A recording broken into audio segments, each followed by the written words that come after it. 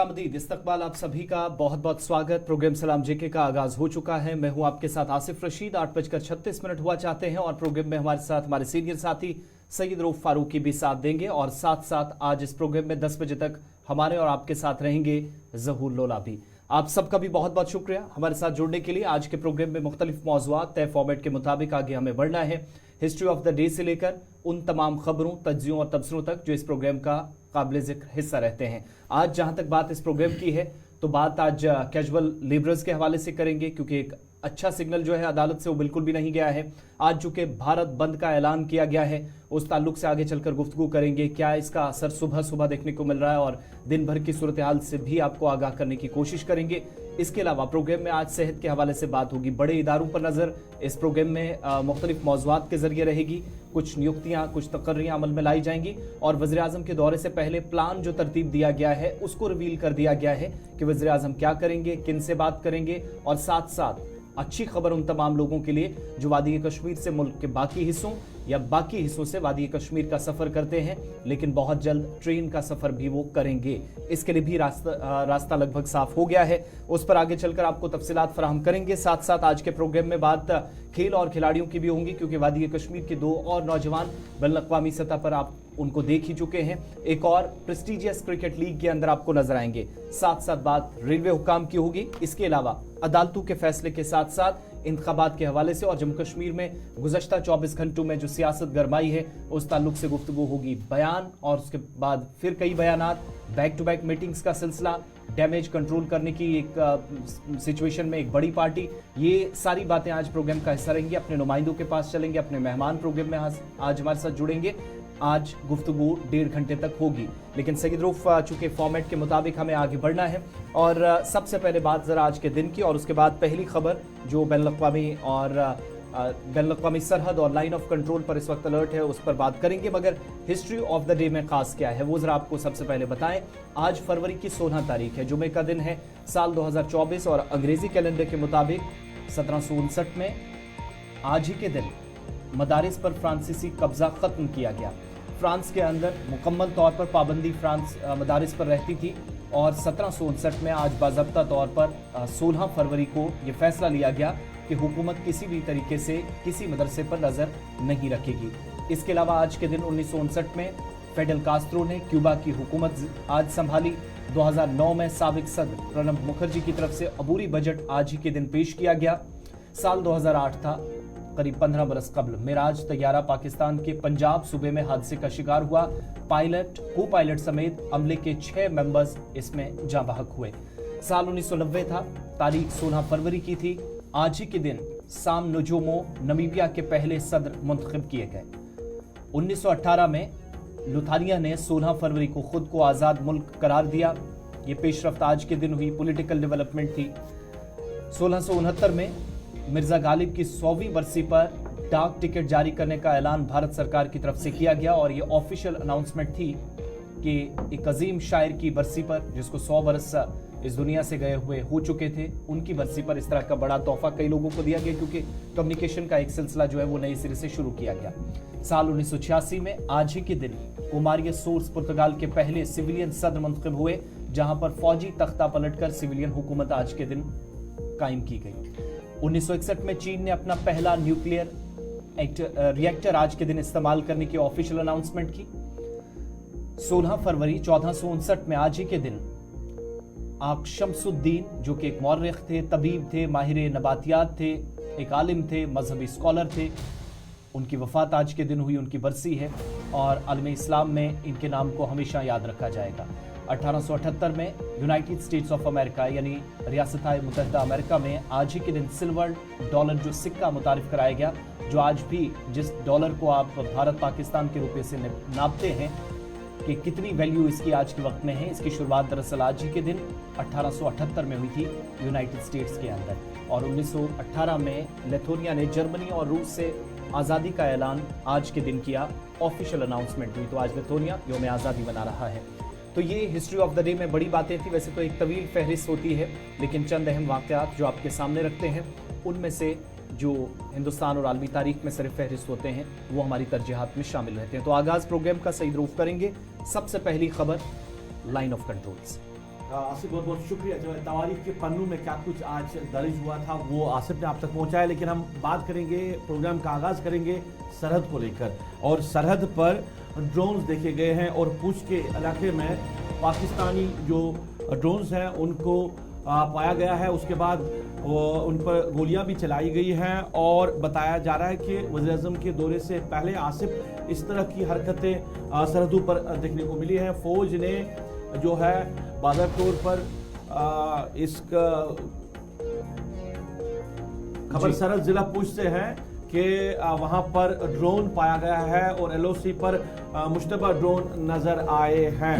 तो इस फौज ने दौरान देखकर फायरिंग की, दोनों ड्रोन को देखकर फायरिंग भी की है। और अभी क्या कुछ सूरत हाल है इसको लेकर हम बात करेंगे। सनी शर्मा भी हमारे साथ जी, सनी शर्मा ज्वाइन कर चुके हैं। सनी, ड्रोन पाया गया है पूंछ के इलाके में, तो अभी क्या कुछ सूरत हाल है?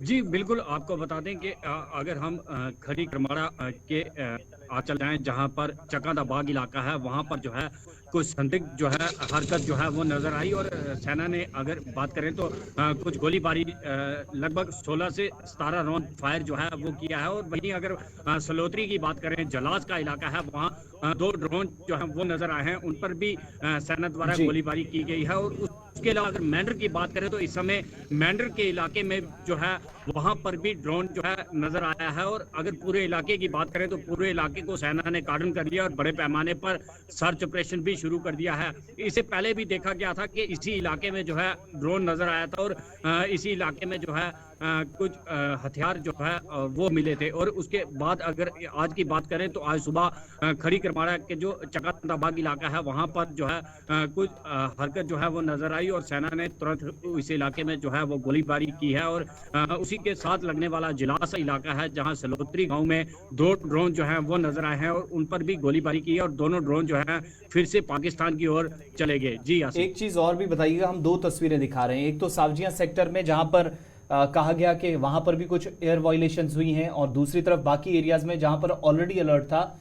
ये एग्जैक्टली क्या ऑपरेशंस भी चले हैं सावजिया सेक्टर में और ये जो पुंछ सेक्टर मेंढर से चकंदा बाग वाला इलाका है, एग्जैक्टली ये दोनों तस्वीरें जो हैं दोनों की जरा वजाहत कीजिएगा, एक ड्रोन की और दूसरा जो कल की तस्वीर भी हम तक पहुंची एयर वायलेशंस की कुछ तस्वीरें और ऑफिशियल कंफर्मेशन इसकी हुई।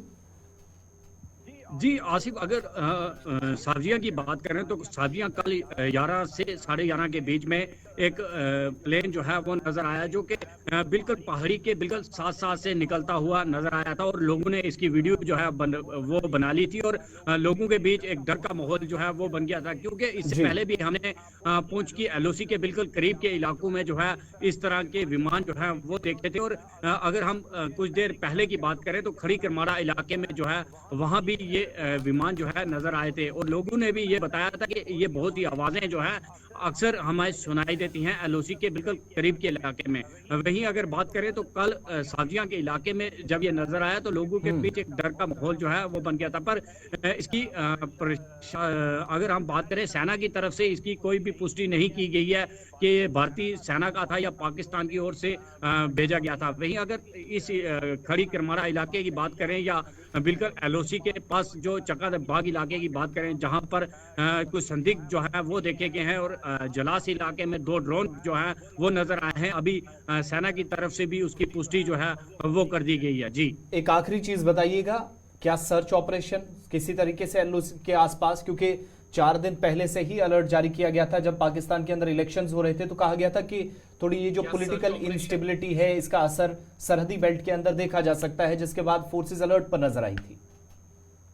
जी बिल्कुल आसिफ, जैसे ही हमने देखा कि पाकिस्तान के अंदर इलेक्शन हुए और इलेक्शन में धांधली हुई, उसी के साथ पुंछ की जितनी भी एलओसी की बेल्ट है यहाँ पर जो है पाकिस्तान की तरफ से घुसपैठ करवाने की कोशिश हो या ड्रोन भेजकर हथियार की गिराने की कोशिश जो है वो की जा रही है। उसको देखते हुए अगर मेंढर से लेकर पुंछ की हम बात करें तो पुंछ के जितनी भी एलओसी है वो उसको अलर्ट कर दिया गया है और जगह जगह पर जो है सर्च ऑपरेशन जो है वो चल रहे हैं। अभी कुछ ही देर पहले जो है जलास इलाके में, जलास के सलोत्री इलाके में जो है सुबह ड्रोन जो है वो नजर आए हैं और उसके बाद पूरे इलाके को कार्डन कर बहुत बहुत शुक्रिया सनी तफसीलात फराहम करने के लिए। तस्वीरें आपके सामने, एक ड्रोन और ये एयर वायलेशन की खबरें थी जो वाइट सी लकीर आपको नजर आ रही होगी, ये सावजिया सेक्टर की तस्वीर जिसकी तस्दीक की गई, लेकिन ये किस तरफ का प्लेन था इसकी कंफर्मेशन जो है वो सनी बता रहे थे नहीं हुई।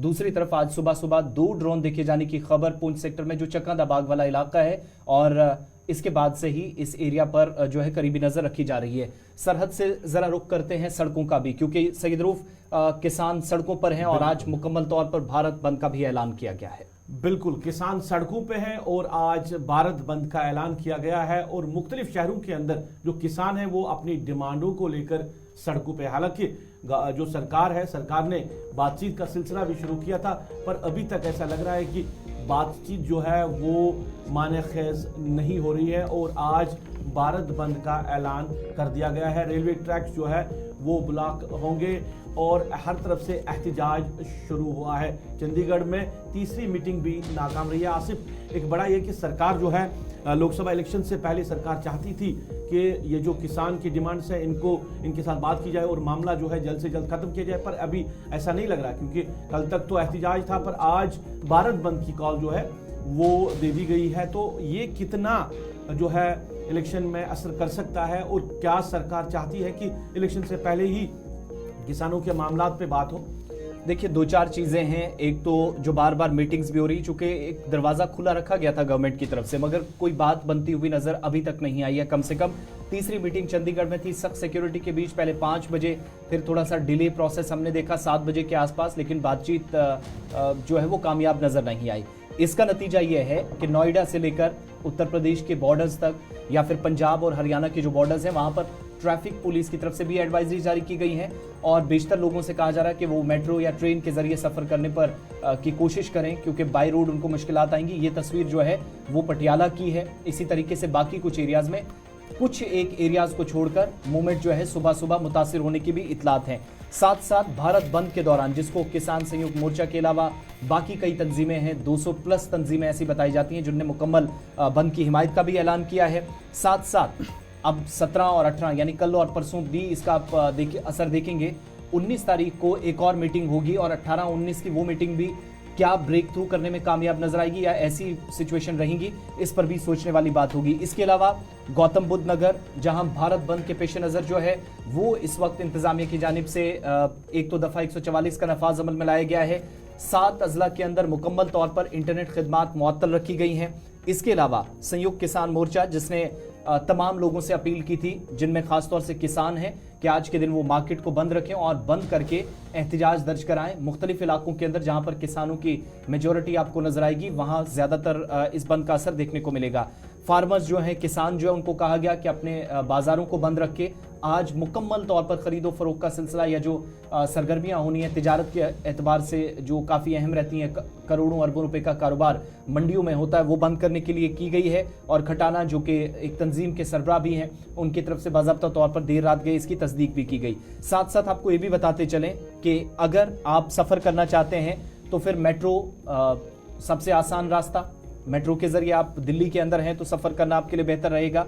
इसके अलावा एक्सप्रेसवे जो दिल्ली यमुना एक्सप्रेसवे है, वहाँ दिल्ली के अलावा नोएडा, ग्रेटर नोएडा वाले जो रास्ते हैं, जिस किसी रास्ते पे भी आप जाएं तो कोशिश ये करें कि मेट्रो का इस्तेमाल करके आप जाएं, जो अथॉरिटीज़ की तरफ से कंफर्म किया गया है। साथ साथ ये भी देखा जा रहा है कि 3 मीटिंग्स में जब बात नहीं बनी है तो हुकूमत की तरफ से फिर से ये वजाहत कर दी गई है कि बातचीत के तमाम चैनल्स खोल दिए गए हैं, चाहे वो किसानों के थ्रू, कमेटियों के थ्रू या डायरेक्ट मरकजी वज़रा के साथ। जैसे कल मीटिंग हुई जिसमें पंजाब के वज़ीर आला को भी शामिल किया गया, जिसमें मरकजी वज़ीर अर्जुन मुंडा हमने देखे, मरकजी वज़ीर कानून और कानूनी वजारत से जो बाकी अहदेदारान हैं उनको जिम्मेदारियां सौंपी जा रही है। लेकिन इस बंद का असर जो है वो उसके बावजूद भी आपको देखने को मिलेगा, बात बनती दिखाई नहीं दे रही है। ज़हूर, बंद का असर सुबह सुबह कितना है? बिल्कुल, लगातार आज चौथा दिन है और किसान लगातार सड़कों पर है अपने मुतालबात को लेकर। और आज भी कई रियासतों में या कई अजला में जो है इंटरनेट को बंद कर दिया गया है, क्योंकि किसानों की जानिब से भारत बंद की कॉल दी गई है और तमाम किसानों को कहा गया है कि वो इसका साथ दे। और लगातार इस हवाले से जहाँ पे कल भी चंडीगढ़ में मीटिंग हुई हुकूमत के साथ और अभी भी जो है सिलसिला बना हुआ है हुकूमत और किसानों के दरमियान, और उम्मीदें यही की जा रही है कि ये मामला जल्दी से हल हो जाए, क्योंकि लगातार जो है किसानों का एहतजाज है, इससे आम लोगों की ज़िंदगियां मुतासिर हो रहा है, उनका कारोबार मुतासिर हो रहा है, क्योंकि हमने देखा कि कई ट्रेनें जो है वो मनसूख हुई है जिस वजह से चलिए, लोगों को नवदीप काफी छाबड़ा जी दिक्कतों हमारे का साथ सामना हैं। इस करना पड़ रहा है। वक्त पंजाब की सारी सूरत हाल पिछले 3-4 दिनों से हमने डिस्कस भी की है। इस वक्त हमारे साथ ज्वाइन किए हैं पंजाब से। बहुत शुक्रिया नवदीप जी ज्वाइन करने के लिए। क्या सिचुएशन नजर आ रही है? बंद का कोई असर दिख रहा है सुबह सुबह, और पूरे दिन क्या परिस्थितियां रहने वाली हैं? देखिए, मैं इस वक्त चंडीगढ़ के अंदर मौजूद हूँ। और थोड़ी देर पहले जब हम बाजारों से निकल रहे थे तो चंडीगढ़ के अंदर कुछ कुछ दुकानें जो हैं वो खुलनी शुरू हो गई थी। जी। स्कूल यहाँ पर खुले हैं, ट्रांसपोर्ट पूरी तरीके से बहाल है, चाहे वो प्राइवेट बसें, लोकल जो सिटी की बसें हैं, या फिर हम स्कूल बसें कह सकते हैं, वो पूरी तरीके से बहाल है। यहाँ पर बच्चों को भी छुट्टी जो है वो नहीं की गई थी, अवकाश यहाँ पर किसी तरीके से कोई गाइडलाइन जो है वो जारी नहीं की गई थी।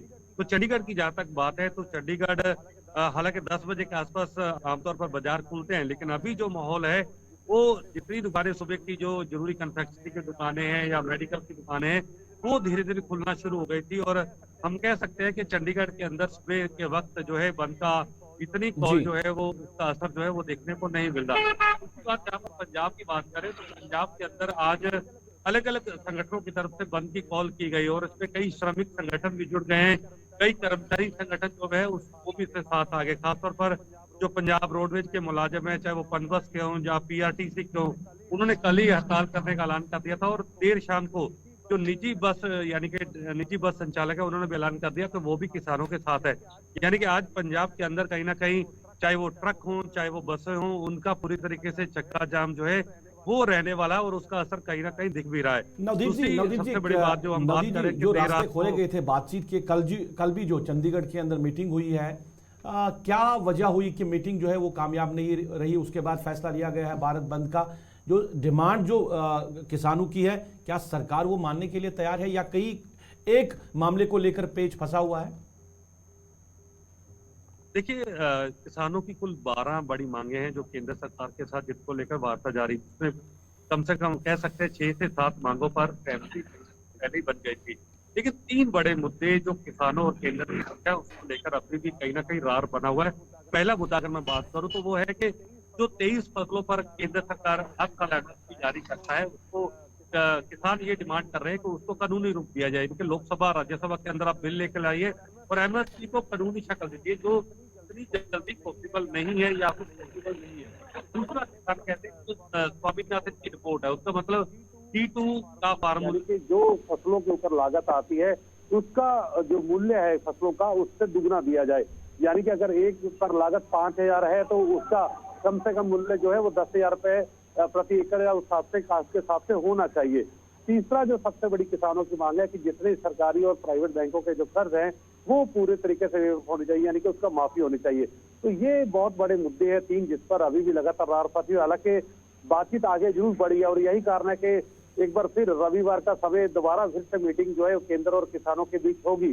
कल देखिए 8:30 बजे बैठक शुरू हुई थी और रात 1:30 बजे तक ये बैठक चली है। और उसके बाद चाहे पंजाब के मुख्यमंत्री थे, केंद्रीय मंत्री, वो मीडिया के सामने उन्होंने तमाम रखे। उन्होंने कहा कि बहुत सारी बातों के अंदर हम आगे बढ़े हैं, लेकिन कुछ चीजें ऐसी है जिस पर फौरन फैसला नहीं हो सकता। बहुत सारी तफसील जो है वो जरूरी है, चर्चा जरूरी है और यही कारण है कि केंद्र के मंत्री जो अभी है बात मुकम्मल तौर नहीं बन सकी है। जल्दी से एक और अपडेट दे दीजिएगा। अगर कोई ट्रेन के थ्रू या नेशनल हाईवे के थ्रू सफर करना चाह रहा है तो आज आसानियां होंगी, रास्ता साफ होगा या फिर थोड़ा परहेज करना होगा आज यात्रा से?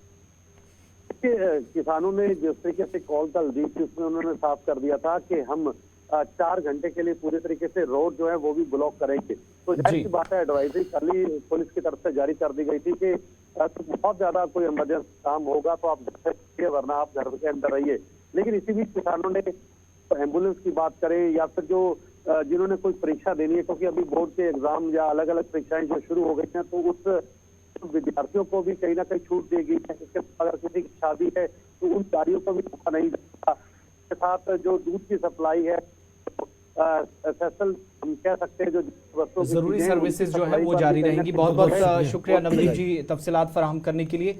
ब्रीफ कर रहे थे, चंडीगढ़ से बता रहे थे कि बंद का असर, रात की मीटिंग, क्या कुछ चीजें अभी तक निकली हैं, लेकिन अब इंतजार 18 तारीख की एक और मीटिंग का करना होगा। ये चौथे दौर की मीटिंग होगी, लेकिन वो जो पेज फंसा है एमएसपी वाला, किसानों के पेंशन की मांग है, इसके अलावा कहा जा रहा है कि आप बाज़ाब्ता तौर पर एक बिल लाएं जिसके ज़रिए कानून बनाएं और जो मिनिमम सपोर्ट प्राइस पर जो पिछली बार वादा किया गया था जब किसान तहरीक एक हुई थी, सिंघू बॉर्डर पर किसान तकरीबन 1.25 साल तक बैठे रहे थे, उस वक्त कुछ वादे किए गए थे और हुकूमत की यकीन दहानी के बावजूद भी जो चीज़ें नहीं हुई उस पर किसान जोर दे रहे हैं। दूसरी तरफ कोशिशें ये हो रही हैं कि तमाम चैनल्स को ओपन करके बातचीत के जरिए एहतजाज को रोका जाए, लेकिन खबर ये भी है कि आज दिल्ली कूच करने से किसान ज़रूर गुरेज करेंगे मगर जहां पर बैठे हैं वहां पर एहतजाज जारी रहेगा। एडवाइजरी जारी कर दी गई है, इसलिए सोच समझकर सफ़र पर भी आप निकलेंगे।